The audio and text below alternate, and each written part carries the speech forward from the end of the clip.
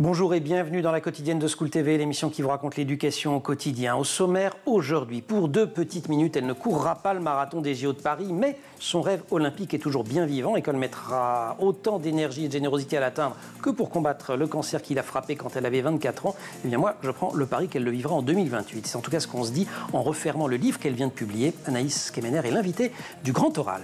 L'Anti-Sèche de Cécile Fournier. L'Anti-Sèche, vous le savez, c'est la façon dont l'actualité résonne dans les programmes scolaires. Programme d'art plastique autour de cette actu, la vente aux enchères d'une toile de Chardin, maître de la nature morte, un genre pictural majeur, mais c'était pas gagné au départ et c'est au programme. L'heure de la récré, toujours avec Cécile, récré sportive avec une professeure sur le toit du monde. Et puis rendez-vous en fin d'émission avec Candy Sanzel, conseil de famille aujourd'hui sur l'adolescence, épisode 1, les changements physiologiques. La quotidienne de School TV, c'est maintenant, c'est parti, Grand Oral. Demander pourquoi la course à quelqu'un qui court, athlète professionnel ou amateur du dimanche, c'est comme demander au soleil pourquoi il brille ou au vent pourquoi il souffle, écrit la romancière et poétesse Cécile Coulon en préface de Tout ce que je voulais, c'était courir. Très beau récit d'Anaïs Kemener, paru chez Flammarion, livre écrit avec Franck Berthaud. Anaïs, bonjour. Bonjour. Ravi de vous accueillir. Vous êtes donc marathonienne, essentiellement coureuse de fond en général. On verra, vous faites aussi du 100 km. Vous êtes une des meilleures de France. Vous êtes aussi aide-soignante et vous témoignez dans ce livre de votre combat contre le cancer. Alors on va évidemment en parler, mais si vous le voulez bien, je voudrais qu'on commence par planter le décor. Votre rencontre avec la course, avec cette évidence dont parle Cécile Coulon, vous, ça se passe pendant l'enfance, avec quand même un entourage très présent entre le père et le grand-père. Oui, c'est ça. J'ai commencé très tôt et ça a toujours été très ludique. Je pense que c'est venu comme ça naturellement. Mon père courait beaucoup, mon grand-père courait beaucoup et du coup, c'était évident pour moi de courir aussi. Mais le premier cross, c'est pas avec votre père qui pourtant est un ancien champion de France militaire, c'est avec votre grand-père. Vous avez 7 ans, c'est ça? C'est ça, 7 ans. Voilà, et c'est un cross que vous voyez, j'allais dire, toute la famille courir. Oui, il y avait le cross des familles. Nous, on faisait toutes les distances aussi avec mon père, mon grand-père. Tout le monde courait. Lui aussi courait d'ailleurs dans les premières courses master. Et c'était vraiment un très beau souvenir. Et là, qu'est-ce que vous vous souvenez de votre ressenti quand on a 7 ans? C'était un jeu. Ça a toujours été un jeu, c'est-à-dire que je prenais le départ sans avoir aucune idée de ce que je pouvais faire à l'arrivée. J'avais pas du tout dans l'idée de gagner. Je voulais juste courir et faire comme tout le monde dans ma famille. Et je pense que je suis arrivée très très loin des podiums, mais j'ai pris un énorme plaisir. Vous partiez déjà toute berzingue?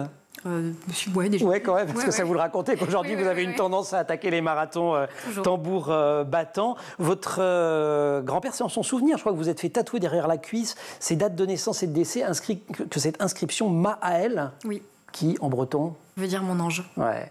Et donc vous courez en permanence avec. L'autre pan important de votre patrimoine familial, ce sont les métiers du soin. Ça aussi, c'est un truc de famille. Oui, c'est ça. Alors là, du coup, c'est et côté paternel et maternel, c'est-à-dire que mes oncles et tantes sont auxiliaires de puériculture, aides-soignants, infirmiers, agents hospitaliers. Vraiment, on est tous dans le domaine du médical.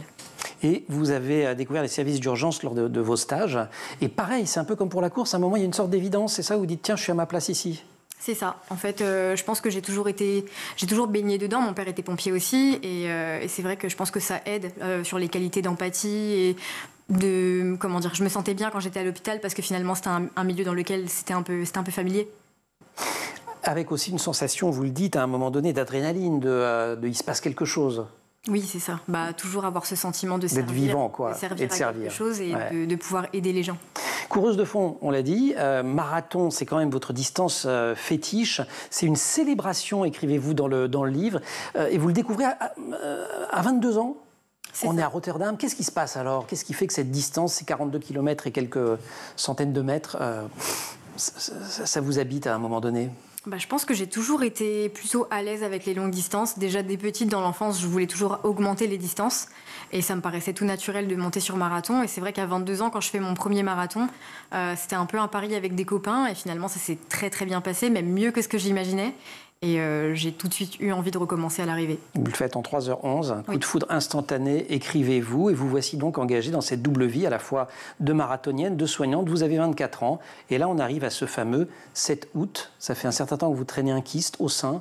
On vous dit qu'il est bénin, mais là il y a un examen ce jour-là.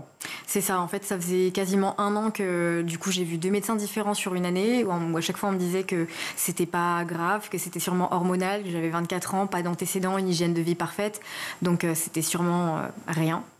Et 1 an après, quand je vois un 3e médecin, là elle me prescrit une ponction mammaire et une échographie. Et c'est là que tout bascule. Donc on découvre que c'est un cancer du sein triple négatif de stade 3/4 avec métastase ganglionnaire.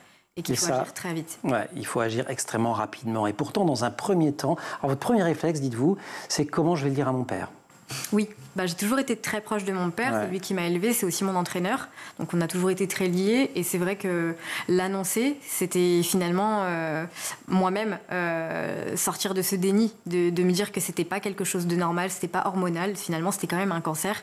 Et je pense que dans les premiers temps, c'était dur à dire. L'annoncer, c'était faire exister la maladie aussi. C'est ça. Vous avez du mal à le dire à vos proches, à vos collègues, ils veulent vous encourager, ils vous offrent un poisson qui porte un drôle de nom quand même, c'est de l'humour de soignant ça. C'est ça, bétadine. Bétadine.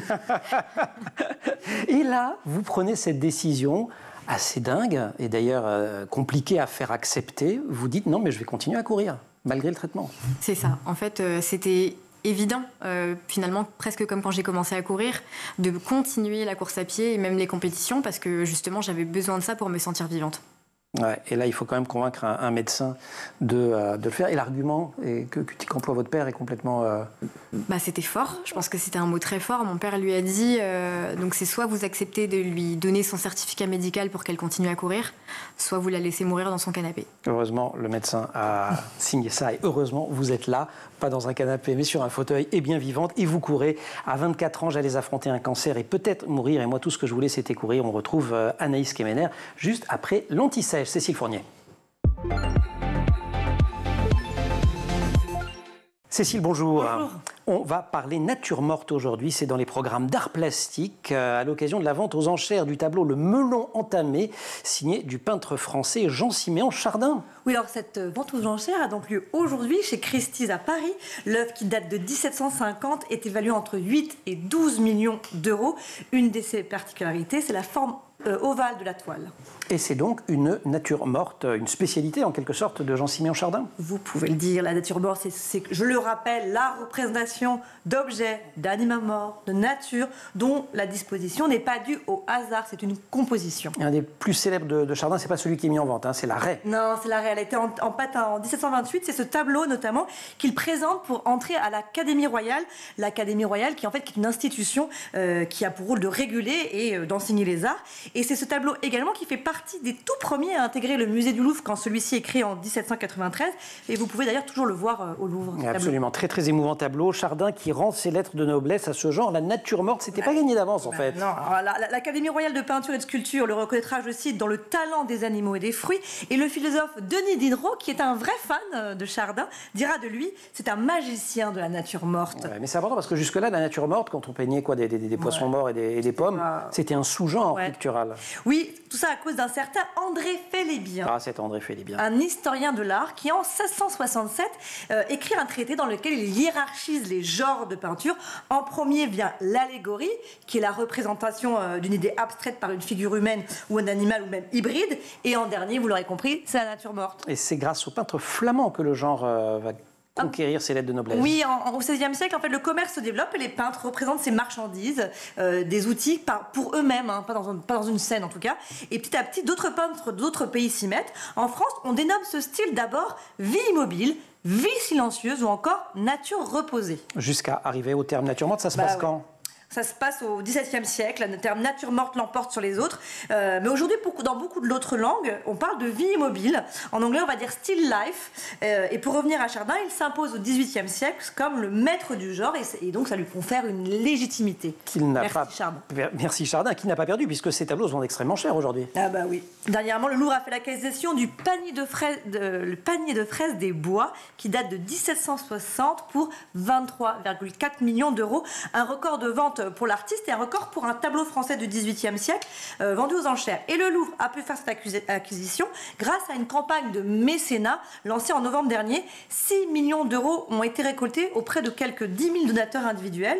Alors le tableau sera également exposé cet été à Brest et à l'automne à Clermont-Ferrand et puis rejoindra le Louvre-Lens. Et ses collections, très beau musée d'ailleurs, le Louvre-Lens. Est-ce que le Louvre d'ailleurs pourrait acquérir ce melon entamé ? Non, c'est déjà un gros achat qu'ils ont fait. Ouais. Puis en plus, je vous sens très attentif aux finances du Louvre. Là. Oui, je m'occupe un peu de ça fait quand pas même. Ça, ouais. On fait pas ça, mais surtout ils ont déjà une quarantaine d'œuvres de l'artiste, et pas seulement des natures mortes, parce qu'il a fait autre chose, il a fait aussi des peintures de la vie quotidienne. Et il y a aussi également une réplique d'atelier du melon entamé dont on parlait tout un instant, justement conservé dans ses réserves. Donc ce ne sera pas le Louvre, on ne sait pas qui ce sera. Merci beaucoup. Record à battre. Donc pour ce qui est de Chardin, panier de fraises des bois, 23,4 millions d'euros. On va suivre cette vente aux enchères. On se retrouve pour la récré. Avec plaisir.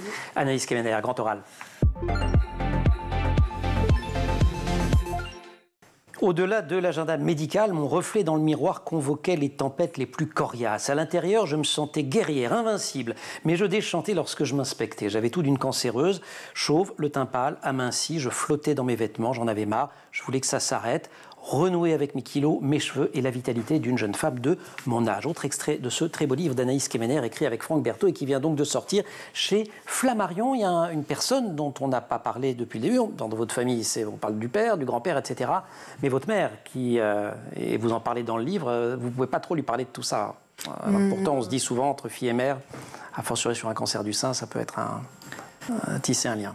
Oui, en fait, j'ai toujours été beaucoup plus proche de mon père, comme je disais tout à l'heure, parce que c'est lui qui m'a élevée. Donc après, de pouvoir en discuter avec ma mère, bien évidemment, c'était comme avec mon père, ça a été difficile de l'annoncer, mais c'est vrai qu'on était quand même beaucoup moins proches, donc on a moins partagé ces moments-là. Y compris parce qu'elle souffre d'une maladie. C'est ça. Vous le racontez dans le livre, je ne suis pas en train d'essayer de vous tirer les verres du nez, mais elle est bipolaire et tout ça n'est pas évident. Qu'est-ce qui vous a poussé, qu'est-ce qui vous a motivé à vous entraîner, même après les séances de chimiothérapie? Parce que c'est quand même...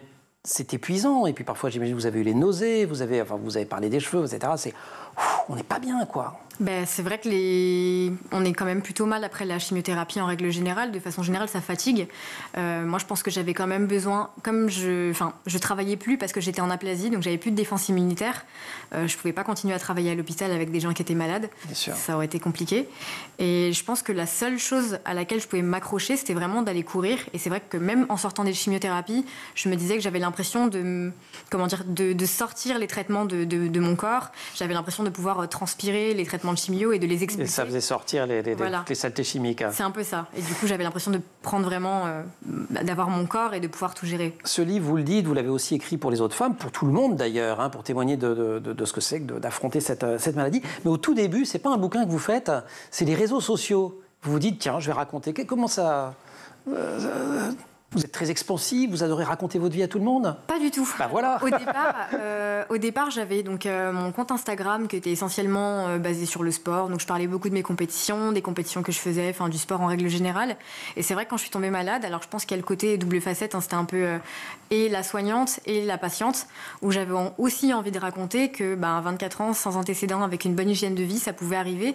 Ça n'arrivait pas qu'aux autres, malheureusement. Ouais. Et du coup, je pense que c'était un petit peu de la prévention, surtout que je voulais faire au début. Et ça a été... je pense que ça m'a beaucoup aidée au quotidien, parce que justement, j'ai vu qu'en levant des tabous, je recevais beaucoup de commentaires positifs et bienveillants. Et finalement, moi aussi, ça m'a donné envie de continuer à partager davantage, de montrer aux autres que ça pouvait arriver, mais que... les gens voyaient au fur et à mesure des chimios comment je me sentais, pouvaient me donner ou me demander des nouvelles de temps en temps. Ouais. Ce qui n'est quand même pas évident, parce qu'il y a la perte des cheveux, oui. Pas évident à affronter, ça vous le racontez. C'est un des moments où vous pleurez d'ailleurs. Ça a été un moment difficile. C'est mon père qui m'a rasé la tête parce qu'il voyait au bout de 2 semaines de chimio que vraiment mes cheveux commençaient à tomber par poignées. Et du coup, il a pris la décision de me raser la tête et on l'a fait ensemble. Et je pense que ça a été la meilleure des décisions. Et puis finalement, on a commencé à dédramatiser les choses. Donc en se disant, bon, au final, c'est que des cheveux, ça va repousser. Et lui avait déjà une calvitie parce que c'est comme ça, c'est la vie. Et du coup, on en rigolait un petit peu tous les deux. On se disait, bon, voilà, regarde. Il me dit, moi, j'ai pas de cheveux et pourtant, je le vis bien. Donc je pense que... Heureux homme. Il a bien de la chance. Comment vous avez... Parce qu'après, il y a aussi, la perte, il y a les cheveux, mais les cheveux, ça repousse. Il y a aussi l'ablation des seins, les mastectomies, parce qu'à un moment donné, on vous diagnostique des origines génétiques à ce cancer, et il y a des questions de prévention, et c'est une proposition qui est faite aux patientes dans ce genre de cas dans les hôpitaux. Donc en fait, oui, j'ai eu l'ablation de mon premier sein gauche, découverte de mon cancer, et 1 an et demi après, à la reconstruction, on a fait enlever le sein droit parce qu'on a découvert que c'était un cancer génétique et du coup, il y avait trop de risque de récidive. Donc on a fait ablation à droite et reconstruction immédiate à gauche plus droite. Mais bon, après les... Et là, vous rentrez dans une lourde épreuve médicale de reconstruction parce que rejet des greffes ou des prothèses. Et donc, vous allez y passer pas mal de temps. C'est ça. En fait, je perds quasiment 4 ans, où finalement, pendant 4 ans, tous les 6 mois, je me fais opérer parce que je fais que des rejets de prothèses, ça s'appelle des coques. Donc en fait, le corps se met en protection pour rejeter le corps étranger. Et c'est très douloureux. Des adhérences, et c'est très douloureux, et il faut réopérer. Néanmoins, vous continuez à courir. La première revanche, je vous le dis, c'est pas un marathon, c'est le GR20. Oui, c'est vrai. En Corse, c'est vrai. Ce mythique chemin de randonnée. Et puis en 2016, votre premier marathon post-cancer, c'est les championnats de France. Et là... Et victoire. Victoire, truc de dingue quand même. Hein. Alors tranquille, non, mais... Non, tranquille, Cécile. Tranquille, 2h55 et 26 secondes. Ce qui était en plus 4 minutes de mieux que votre précédent record, c'est ça? Oui, c'est ça, c'est mon record personnel. Donc j'y allais surtout pour améliorer mon record personnel. Je pensais pas du tout gagner le championnat de France ce jour-là. Mais du coup, ça a été une double victoire. Double victoire. Et vous allez annoncer le titre à votre médecin? Oui. Solennellement. Oui, c'est vrai. J'ai pris rendez-vous quelques jours après mon titre, justement, pour le revoir, avec ma médaille autour du cou, en lui disant absolument rien, juste en prenant rendez-vous pour le voir. Et au dernier moment, je lui ai sorti ma médaille en lui disant, voilà, on a gagné. Pas mal quand même. Hein. Et vous avez choisi de travailler de nuit. Vous n'êtes pas retourné finalement dans le même hôpital qu'avant? Ça rappelait trop de souvenirs? J'ai changé d'hôpital parce que j'ai quand même énormément de chance. J'avais des collègues très très bienveillants. Mais justement, j'avais plus envie de... Bétadine, c'était sympa, le petit cadeau, tout ça. J'avais plus envie d'être Anaïs, l'ancienne malade. J'avais besoin d'être la nouvelle Anaïs et de prouver que j'étais capable de travailler comme avant. Et cette nouvelle Anaïs, elle signe ce livre absolument super. Tout ce que je voulais, c'était courir. C'est chez Flammarion. Préface, vous l'aurez compris, aussi de Cécile Coulon, écrivaine qu'on aime beaucoup ici. Première française à franchir la ligne d'arrivée du marathon de Berlin en 2023 en 2h29 minutes et 1 seconde aussi. On va continuer à en parler de toutes ces performances après la récré et d'autres performances, cette fois par une prof, pas par une aide-soignante. Vous allez voir. Cécile. Récré sportive. Complètement. Il le fallait. Mais oui. Le toit du monde atteint par une prof d'éducation physique et sportive. Oui. Un record quand même. Delphine Chéniaud, professeure d'EPS donc au collège Jules Ferry de Tours, est la 15e française à réussir l'exploit d'atteindre le sommet de l'Everest au Népal, qui cumule à combien, Emmanuel? Très haut. 8000 en haut. 8000 plus de 8000. Voilà, 8849 Vous en avez de mètres. ces questions. Cela s'est passé le 21 mai dernier. Elle était accompagnée de Saïdjan Galé. Et l'ascension aura duré une dizaine d'heures en tout. Une dizaine d'heures, mais un exploit qui était très longuement préparé, j'imagine. Oui, ça se fait pas comme ça. 2 ans en tout. Elle a été accompagnée par Jonathan Lamy, qui est premier français à avoir gravé 2 fois l'Everest en moins d'1 an. Et oui, c'est possible. Et en attendant de partir, elle avait donné des conférences. Et elle avait essayé de récupérer des fonds parce que ça coûte de l'argent, ces exploits. 46 000 € environ. Et puis elle avait pris 3 mois de congé sans solde pour ce séjour. Avec une petite dimension combat féministe dans cette histoire aussi, c'est ça? Oui, parce que quand Delphine Chéniaud a réalisé que 138 hommes avaient atteint le sommet contre 14 femmes à l'époque, elle se dit, je vais créer une association qu'elle a intitulée Chacun, chacune son toit du monde, pour montrer aux femmes qu'on est capable de réaliser des projets comme ça et d'autre part de partir à l'assaut donc de l'Everest. Avant son départ, elle avait donné une interview à France Bleu Touraine. Je voudrais montrer aux femmes qu'elles peuvent réaliser leurs rêves, quelle qu'elle soit, partir 2 mois dans la famille, quitter son boulot, etc. Les hommes se posent moins la question que les femmes. On est un peu plus en retrait, on se donne un petit peu moins l'occasion de réaliser nos rêves. On est capable de réaliser des rêves comme celui-là. Voilà. Donc une dimension. Vous le dites avec... Ouais, mais en plus ça s'arrête pas. Ferveur. Ça s'arrête pas là. Parce qu'il y a une dimension écologique et humanitaire. Bah oui, pourquoi pas.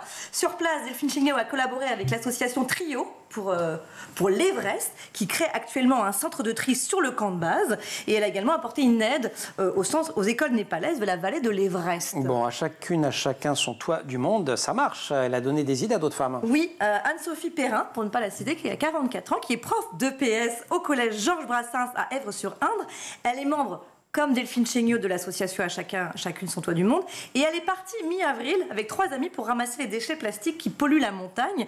Anne-Sophie n'était pas à son premier coup d'essai puisque, tranquillement, elle a déjà gravi le Mont Blanc, le Kilimandjaro et l'Annapurna. Ouais, tranquillement, c'est comme pour le marathon. C'est pas tranquille, ça, je vous le redis. C'est ironique. Des profs qui ont des records assez extraordinaires, il y en a quelques autres quand même. Oui, par exemple, j'en ai pris un autre. Il y a un an, par exemple, Sébastien Réchon, 51 ans, toujours professeur de PS dans un collège près d'Avignon, arrivé premier d'un ultra-trail, la Chartreuse Terminorum, considérée comme étant la course la plus difficile de France. Il a parcouru les 300 km en 71 heures. Et pour la petite anecdote, il a perdu 4 kilos comme ça. Ultra-trail, vous avez testé ça, vous? Non, pas encore. J'adore le pas encore. Ça serait tardé. Vous le ferez un jour? Non, je suis pas sûre. Hein, c'est des Non, distances trop... vous n'aimez pas les trucs qui montent aussi? Pas trop. Pourtant, vous en avez fait un. Ah, c'est sur la descente. C'est vrai que c'est assez compliqué. Merci beaucoup. Et on rappelle quand même un record qui a été battu aussi, le Sherpa Camille Rita, qui a atteint le sommet de l'Everest pour la 30e fois de sa carrière. Alors, il était lui-même déjà détenteur du record, mais c'est quand même pas mal. Tranquillement, le tout. Hein, tranquillement, technique Cécile. Facile, trop facile. Allez, trop facile. Grand oral.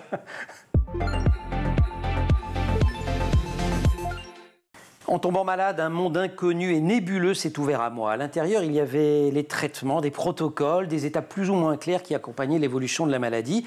Les explications des médecins, même les plus bienveillants, comme le docteur Denarnaud, suffisent rarement à décrypter ce nouvel environnement, surtout quand le choc et l'abattement nuisent à notre perception. Alors après la digestion de l'annonce, l'un de mes premiers réflexes a été de braquer une Fnac. J'ai acheté des tas de livres pour me documenter, pour mieux comprendre ce que j'allais affronter. Voilà ce qu'écrit Anaïs Kemener dans Tout ce que je voulais, c'était courir, qui vient de sortir chez Flammarion, écrit avec Franck Berthaud, et vous livrez à votre tour un témoignage pour les autres femmes, mais aussi pour chacune et chacun d'entre nous. Alors, si je vous pose la question de l'ultra-trail, c'est parce que, après la maladie, vous vous lancez dans le 100 km, vous devenez une 100 bornarde, comme on les appelle. Qu'est-ce que ça vous apporte ? Alors, en fait, c'était un défi particulier parce que quand je me suis fait opérer, du coup, on a fait l'opération du grand dorsal et je pouvais plus bouger les bras. Il y a des douleurs terribles, voilà. C'est ça, on peut plus. Je pouvais plus bouger les bras comme je voulais et du coup, faire de la vitesse, ça nécessitait une grande mobilité des bras et tout ça, je pouvais plus. Donc, je suis passée sur des très longues distances. Mon père m'a un peu lancée en me disant, si tu peux pas courir vite, bah, tu vas courir longtemps. Et j'ai dit, ok, on y va. Et ça vous a quand même appris des choses que vous réutilisez pour le marathon, je crois, sur la gestion du temps, la gestion de la durée. Oui, de la durée, de l'alimentation, plein de moments à l'entraînement, justement. C'est vrai que c'est beaucoup plus cadré et maintenant, j'ai appris à courir plus longtemps et aujourd'hui, j'ai envie d'apprendre à courir plus vite. D'une épreuve à l'autre, ce cancer, à 24 ans, les soins qui vont durer longtemps, vous nous l'avez expliqué, vous reprenez la compète, je claque, Covid, confinement, et là, vous êtes doublement concernée comme athlète, mais également comme soignante. J'étais plutôt concernée en tant que soignante, c'est vrai, parce que toutes les compétitions s'annulaient. La période sanitaire, ça a été très compliqué, je pense, pour tout le monde. Clairement, tout le monde. Toutes les compétitions s'annulaient, et en tout cas, dans le milieu du sport, c'était plus possible.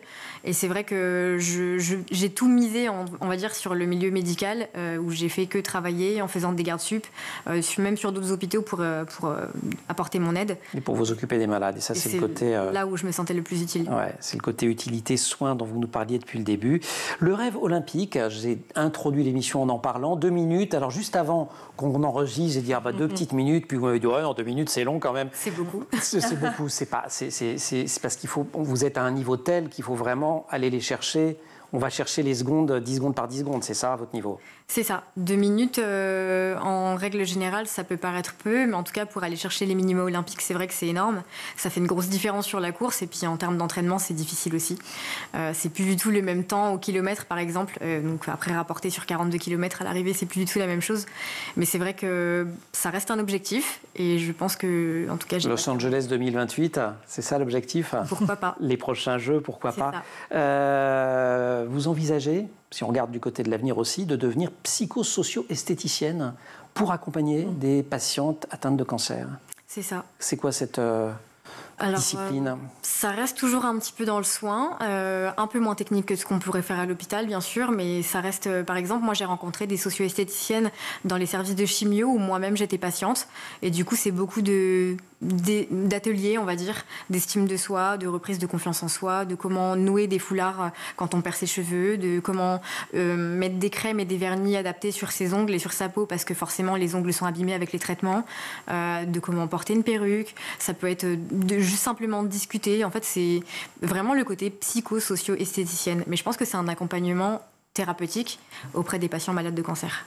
Prendre soin, c'est quand même vraiment le fil rouge de votre vie. Vous êtes résolument optimiste, mais pas irrationnel. J'ai bien conscience, écrivez-vous, de vivre avec une sorte d'épée de Damoclès au-dessus de la tête.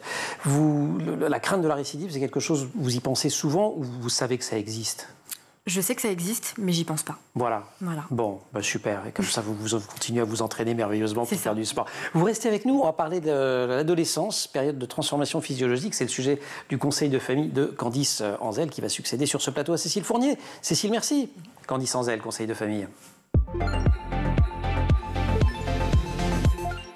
Conseil de famille, notre rendez-vous hebdomadaire avec Candice Anzel pour parler de parentalité. Candice, bonjour. Bonjour. Et pour parler aujourd'hui d'adolescence, épreuve de transformation importante. Alors on parlera des changements psychologiques, dont on a déjà un peu parlé une prochaine fois, mais là on va se concentrer sur des changements physiologiques. Vous nous éclairez sur cette période de transition physique. Et oui, parce que l'adolescence, ce n'est pas juste la période des rébellions et des premiers émois, c'est également, surtout, le théâtre d'une révolution corporelle extrêmement intense. Alors pour un adolescent, se regarder dans un miroir peut devenir une expérience quasi quotidienne de découverte. Un jour, c'est un enfant qui vous regarde et puis le lendemain, c'est Chewbacca. Voilà. C'est un peu comme s'il recevait en fait une mise à jour du système qui les prépare à l'âge adulte avec son lot de fonctionnalités nouvelles et puis quelques bugs forcément inattendus. Ça commence vers quel âge d'adolescence? Alors ça commence entre 10 et 13 ans en général et ça peut se prolonger jusqu'à 19 ans, sachant que le cerveau arrive à maturation quand même à 25 ans. Oui, c'est très très long. On a un petit peu de temps. Exactement. Alors durant cette période, le corps subit une série de modifications corporelles importante qui est due à un ajustement hormonal intense. Alors ces changements hormonaux sont tout à fait normaux, naturels et régulés donc par la testostérone principalement chez les garçons et les œstrogènes chez les filles. La première caractéristique de ces changements, c'est la poussée de croissance qui peut être quand même très impressionnante. C'est très impressionnante. Alors c'est vrai que les adolescents peuvent grandir effectivement de plusieurs centimètres en quelques mois. Il n'y a qu'à voir la vitesse à laquelle on change les chaussures et la garde-robe pour s'en rendre compte. Et ce phénomène est en réalité dû donc à une augmentation soudaine des hormones de croissance qui est orchestrée par l'hypophyse, qui est une petite glande située à la base du cerveau qui décide soudainement d'accélérer le processus. Le corps qui est en pleine mutation et ça se voit également au niveau des changements sexuels. Tout à fait. Donc l'entrée en scène des caractères sexuels secondaires qui va marquer donc une étape clé de l'adolescence. Donc chez les filles, cela commence généralement par le développement de la poitrine, accompagné d'une série de regards gênés et de soutien-gorge souvent mal ajustés. Ça continue avec une pilosité pubienne et sous les bras et évidemment les menstruations, mais pour le coup je pense que ce sera l'objet d'une chronique parce que c'est un gros sujet. Côté garçon, on peut remarquer une augmentation de la taille des organes sexuels sans oublier cette pilosité faciale et corporelle qui semble avoir un peu son propre agenda de croissance. Dans les trucs qui stressent beaucoup quand on est ado, l'acné. L'acné, évidemment. Alors c'est un indicateur visible et parfois cruel, évidemment des changements hormonaux. On le voit sur la peau, on ne peut pas le louper. Donc l'acné et les éruptions cutanées résultent de la surproduction de sébum qui vont transformer la peau de votre ado en cartographie digne d'un atlas. C'est super. Cette peau plus grasse et l'apparition de l'acné peuvent devenir donc une source de stress réel en fait chez les adolescents. Donc c'est une période en général où la salle de bain se transforme un petit peu en laboratoire cosmétique à la recherche du produit miracle qui va calmer et apaiser les désordres cutanés. Mais on peut aller voir le dermato, non? Alors c'est ça. Si ça devient vraiment handicapant et que votre fils se fait ou votre fille vraiment est complexé, allez voir le dermato. Il y a vraiment des crèmes et des traitements extrêmement efficaces. Bon, et puis il y a la composition corporelle qui change également de manière significative. Oui, alors les garçons voient une augmentation de la masse musculaire, résultat de l'augmentation du taux de testostérone, ce qui peut les pousser vers des séances improvisées dans le salon à faire 100 pompes ou à dire « Allez papa, vas-y, je vais te montrer c'est qui le plus fort au bras de fer ». Bon, ils ont encore en général un peu de marge pour montrer leurs muscles saillants et les filles, quant à elles, peuvent constater une accumulation de graisse dans certaines zones, surtout au niveau des hanches, qui vont transformer l'essayage de leur jean fétiche en un épisode de Mission Impossible, en fait. Et ce changement, pourtant, prépare leur corps pour une future maternité. Donc, il est tout à fait aidant. Alors, ce n'est pas tout. Il y a le métabolisme, effectivement, de l'adolescent qui se met à danser au rythme des hormones. Ça veut dire que les ados peuvent avoir des fringales un peu n'importe quand. Donc, ça va transformer la cuisine. Il faut bien remplir le frigo. La cuisine en une zone de ravitaillement continu. Alors, parfois, ils ont l'énergie de faire un marathon. Et puis, parfois, ils ont l'énergie d'une moule accrochée à leur canapé. Bon, c'est la magie un peu du métabolisme adolescent qui est imprévisible et souvent assez déroutant. Et tout ça a des effets sur le psychisme. Évidemment, donc c'est pour ça que ces changements ne sont pas sans effet sur le psychisme de l'adolescent. L'image corporelle, évidemment, devient un sujet brûlant et la façon dont les adolescents perçoivent leur nouveau corps peut grandement influencer leur estime de soi. C'est pour ça qu'on on en parle une prochaine fois. Exactement. Super, merci beaucoup Candice. Pour ce qui est du marathon, vous lisez Anaïs Kemener, tout ce que je voulais, c'était Courir, préface de Cécile Coulon, c'est chez Flammarion, c'est écrit avec Franck Berthaud, c'est un très beau livre, je dois vous dire, très émouvant. Un petit mot de cet assaut Cassiopéa que vous soutenez, vous en êtes la marraine? Oui, c'est ça. Depuis 2016, je suis la marraine de Cassiopéa. Donc, c'est une association de lutte contre le cancer du sein où il y a principalement des femmes en traitement ou en rémission et aussi les aidants. Donc, je trouve que c'est hyper important de... Et c'est une belle réunion. Voilà. Voilà. Et puis le message, à tout âge et sans attendre 40 ans, vous faites vos mamos. Je me permets de dire Bien ça sûr. comme ça aux femmes. Mais enfin, bon, voilà. C'est un message important du bouquin. Merci beaucoup, Anaïs, de nous avoir rendu visite. Candice, merci beaucoup. Merci aussi à toute l'équipe de l'émission. Laure Audemont au maquillage. Marine Plantec, assistée par Pénélope Day à la préparation de l'émission, qui en régie aujourd'hui sont avec Thibaut Gouril à fond au son et Angèle Jean-Girard à la réalisation. Vous restez sur School TV. On se retrouve nous en permanence sur Internet et sur les réseaux sociaux.